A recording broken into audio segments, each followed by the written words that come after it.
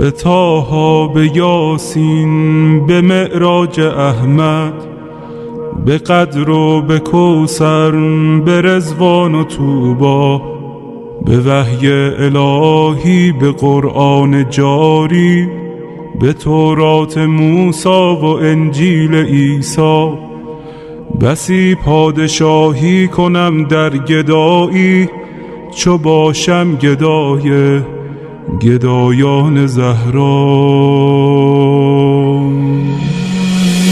چه شبها که زهرا دعا کرده تا ما همه شیعه گردیم و بیتاب مولا. غلامی این خانواده دلیل و مراد خدا بوده از خلقت ما.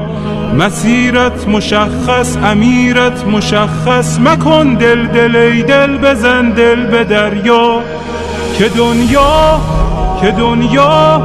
دنیا به خسران عقبی نیرزد، به دوری ز اولاد زهرا نیرزد. و این زندگانی فانی، جوانی خوشیهای امروز و اینجا، به افسوس بسیار فردا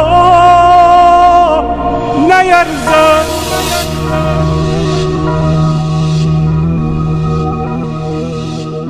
اگر عاشقانه هوادار یاری، اگر مخلصانه گرفتار یاری، اگر آبرو می‌گذاری به پایش، یقیناً خریدار یاری.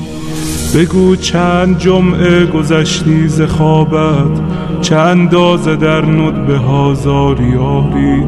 به شانه کشیدی غم سینه اش را، و یا چون بقیه تو سربار یاری. اگر یک نفر را به او وصل کردی، برای سپاهش تو سردار یاری. به گریه شبی را